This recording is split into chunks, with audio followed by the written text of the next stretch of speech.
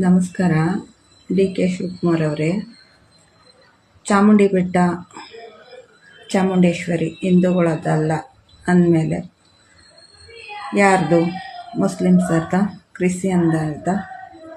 ನೀವೇನು ಮಾಡಬೇಕು ಅಂದ್ಕೊಂಡಿದ್ದೀರಾ? ಚಾಮುಂಡಿ ಬೆಟ್ಟದಲ್ಲಿ ಮಸೀದಿ ಕಟ್ಟಬೇಕು ಅಂದ್ಕೊಂಡಿದ್ದೀರಾ? ಇಲ್ಲ ಚರ್ಚ್ ಕಟ್ಟಬೇಕು ಅಂದ್ಕೊಂಡಿದ್ದೀರಾ? ಏನು ಅಂದ್ಕೊಂಡಿದ್ದೀರಾ? ಯಾಕೆ ಹಿಂದೂ ದೇವಸ್ಥಾನದ ಮೇಲೆ ನಿಮಗೆ ಈ ಥರ ಅಭಿಪ್ರಾಯ?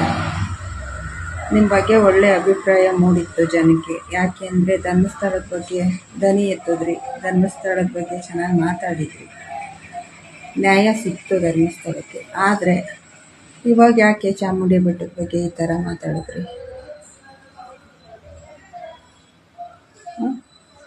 ಒಂದು ಹೆಣ್ಣು ಕುಂಕುಮ ಇಡಲ್ಲ, ದೇವಸ್ಥಾನದಲ್ಲಿ ಕೈ ಮುಗಿಯ